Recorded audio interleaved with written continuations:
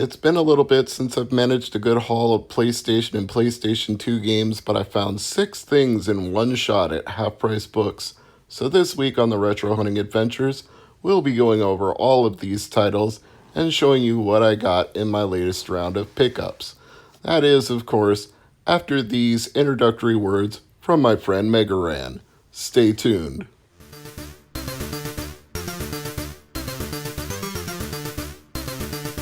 Yo, this is MegaManFan, and you need to rock and or roll on over to Mr. MegaManFan's YouTube channel, because it's all that rush to make it happen. Peace! So I tried to get a PS2 emulator up and running so I could record footage of these games on my MacBook, but unfortunately PCSX2 doesn't seem to like the version of macOS I had, so we're going to do all of these games on an actual PS2, starting with Croc II. Croc picks up and throws objects to discover hidden clues. Well, here's one hidden clue. There's a hole punched out of the barcode, which means this was a promo copy for somebody, but it also came in for less than the average on price charting. I got it for $13 plus a 10% discount, so I'd say if it's a working game, then it was well worth the price that I paid, considering it's not the easiest to find. Success! We have a working game. This was developed by Argonaut Software, published by Fox Interactive in 1999 on PlayStation.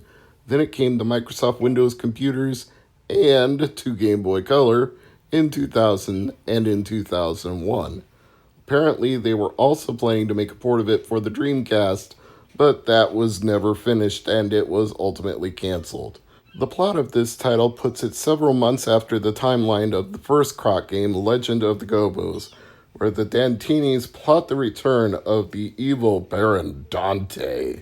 Professor Gobo is captured when he witnesses Dante's resurrection. Back at Gobo Valley, Croc is playing on a beach and finds a message in a bottle. Naturally, Croc takes the message out of the bottle and shows it to the king of the Gobos, at which point they have a conversation that goes something like this. Totally? Totally. Totally, totally? Totally, totally, totally. So the senders are looking for their lost child. How they figured putting a message in a bottle was the best way to find him, I don't know, but that is what they did, and Croc is, of course, willing to help. So they put him on a giant seesaw platform, drop a boulder off a cliff, and launch him through the air until he arrives in this village, at which point he explains to the confused natives that he is a friend of the Gobos, and he's here to help the senders find their child. They give you some items that you need for your quest, and things are on their merry way. As you can see, it's a typical 3D collect-a-thon type game, platforming, adventuring, running, and exploring from the era of PlayStation, Nintendo 64, and the aforementioned Dreamcast. There's nothing overly special or unspecial about Croc II, other than it being a sequel to Croc, and for having a shit ton of product placement for gummy savers for I don't know what reason. They're even called gummy saver jumps in the game. So yeah, they must have gotten some kind of huge sponsorship from Nabisco to put that much product placement in Croc 2. I didn't get any kind of sponsorship, so we'll just move on. On the list of things I expected to find at Half Price Books, CSI 3 Dimensions of Murder, a rated M game, was not one of them. And it's only $5, well actually less than $5 with the 10% discount, so I thought, what the hell at that price? Pick it up and see what it's all about, because I wasn't a huge fan of CSI, but I don't hate it or anything. I like the guy who plays Warwick Brown. I think he's pretty cool, so let's give it a shot and see if it's any kind of good. The disc looks clean enough and the manual's inside, so that's a good sign when somebody actually kept all of the stuff together. That means they probably took care of the game. Little did I know that this is actually a unique title in the CSI line of video games because it was developed by Telltale Games rather than 369 Interactive. Yes, the same people who brought you Minecraft Story Mode and Batman the Telltale series were behind this release, so good for them. It was published by Ubisoft in 2006, And it first came to Windows, which you might suspect from the way the game is shaped, and then it was ported to PlayStation 2 in 2007 in North America, European Union, and Australia. It is a single player adventure which is very formulaic. You move through the dialogue options, you click occasionally, and once in a while you get to do something like take a photo of the evidence. But apparently my camera is not very good because I couldn't even zoom in or zoom out on the body. I could only rotate around it to a varying degree and click. I might be doing something wrong, or maybe my controller's batteries aren't sufficient, but they seem to work fine in all the other games that I tested, so I really don't know why I couldn't zoom in or zoom out on the dead victim, but the game apparently limits your choices, so I just have to live with that. That's a telltale game in general. Limited choices, dialogue trees, some of them affect the outcome, some of them don't. I'm not even saying that like it's a bad thing, it's just a very distinctive style of game that they developed, which they became known for. You interact in the way they prescribed for you to interact. So you could almost call it an interactive story as opposed to a traditional free-form style of video game. We move on from that to Dark Summit, which, like CSI, was also $5, which was less than the price charting average. So once again, I thought it was a worthwhile pickup. Even though I already have this game on GameCube, I decided I'd get this version of it as well, see if there are any differences between it and the GameCube one, see if it's faster, slower, better, worse in rendered graphics and game playability. It's always good to compare different versions when you can do so at an affordable price. And of course, with a disc manual complete in case, it's fair to say this one is another one that was probably well taken care of. Dark Summit says, what if Tony Hawk, but mystery, intrigue, sci-fi, all sorts of extra things going on besides just the snowboarding, which is a very unique concept for a game at the time, and I think made it stand out amongst competitors, but I don't know if it really caught on with the public because average reviews are, as they say, mixed. Anywhere from 6 to 7 out of 10, some getting as close as 7.8 out of 10, but nothing that says this was a game that was a must-own or the best that you could get on PlayStation 2, GameCube, or Xbox, which are the three platforms that it came out on in the day. And as far as those releases, it actually came to Xbox first by a couple of weeks.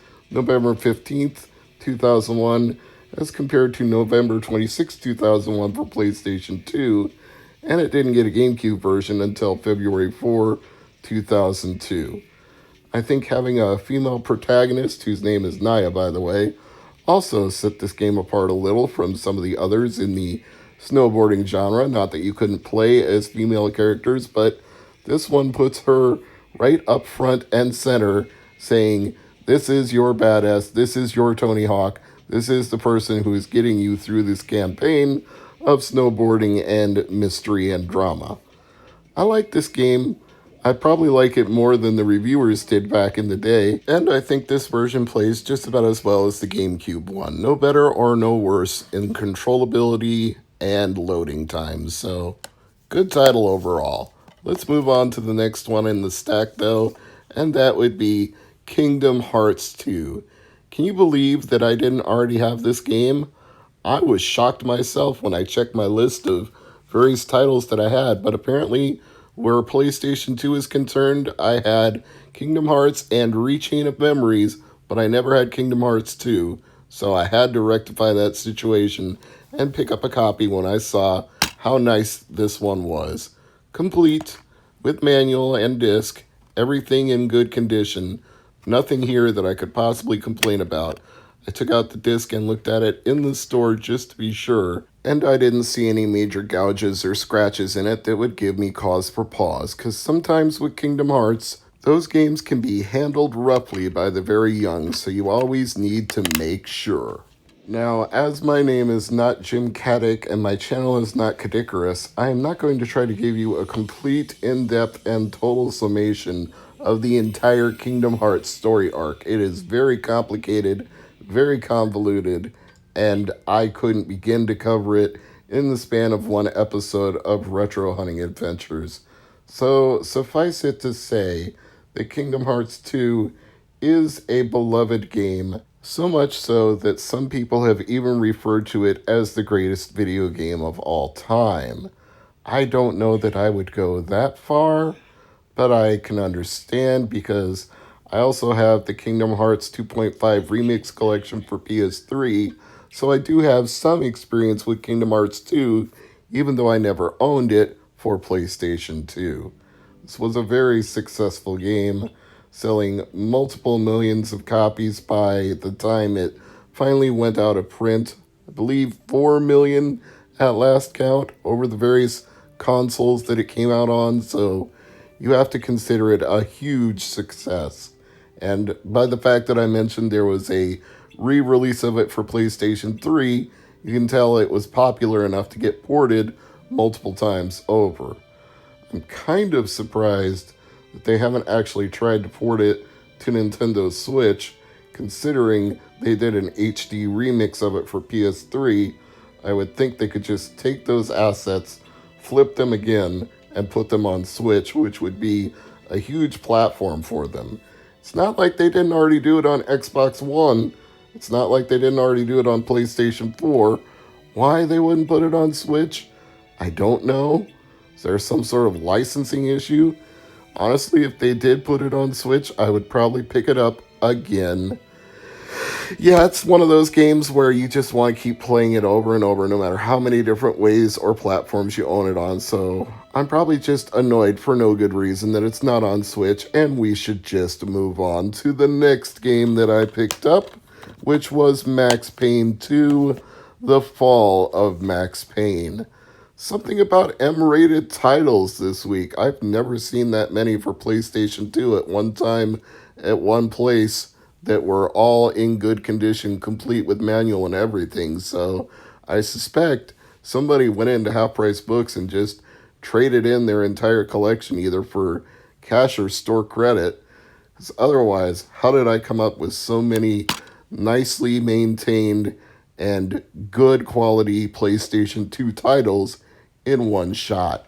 Usually it's just a whole bevy of sports games, but not today. I got a much better deal, and everything looks like it was really well kept. Wow.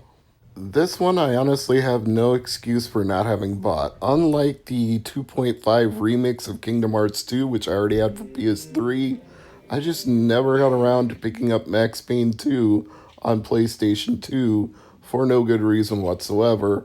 I already had Max Payne, and I liked Max Payne. I thought it was a really fun game, so blame me for just being lazy or maybe being too into getting various Mega Man games that I was looking for in my collection at the time, and I just overlooked and skipped Max Payne 2 completely.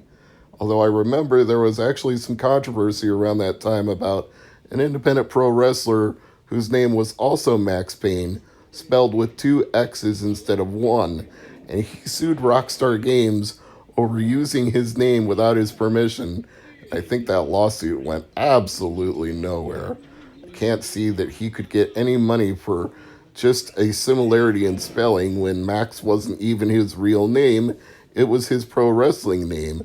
So if anything, Rockstar Games probably would have gone after him instead of the other way around. Apparently, I'm taking Wikipedia's word for it, this game sold poorly. Despite being critically acclaimed and well respected, it didn't do well for them in actual chart performance. Maybe that's the other reason that I never got around to Max Payne 2. It just never got any kind of buzz whatsoever. I don't know if that's the case or not, but once again, there's nothing here to indicate it's a bad game. The graphics seem fine. They're good quality for the PlayStation 2 era. The story is intriguing. Max has been shot multiple times. He's hallucinating. He's got to escape from the hospital before somebody or something catches up to him and ruins his life. So, yeah, I'm glad I picked this one up. And last but not least, or maybe last and least, we have PacMan World Rally for PlayStation 2, a spin off of the PacMan World games. This one I definitely would have overlooked on purpose because the world only needs so many kart racing games, and I don't know that a Pac-Man one is any more necessary than any of the others. In fact, if I was going to pick one, I would probably go with Crash Team Racing or Crash Nitro Kart. I would go with one of the Crash racing games if I was going to play a racing game other than Mario Kart. Maybe Diddy Kong Racing, because Rare did a pretty good job with that. But Pac-Man as a kart racer? Seriously? Who thought that was a good idea? I think to close out this week's episode, I'll just show you some gameplay footage which shows you it's a very generic kart racer game with a Pac-Man skin put over the top of it, with power-ups, bombs, speed boosts, and possibly drifting, although I never figured out how to do it in the short amount of time that I was playing. But with these hairpin turns, you would assume there's some way to drift through them. I did try the shoulder buttons, L1, L2, R1, R2. None of them seem to be any help. I'm Mr. MegaManFan. This is the Retro Hunting Adventures with my latest haul of PlayStation games for PS1 and PS2. I thank you all for watching.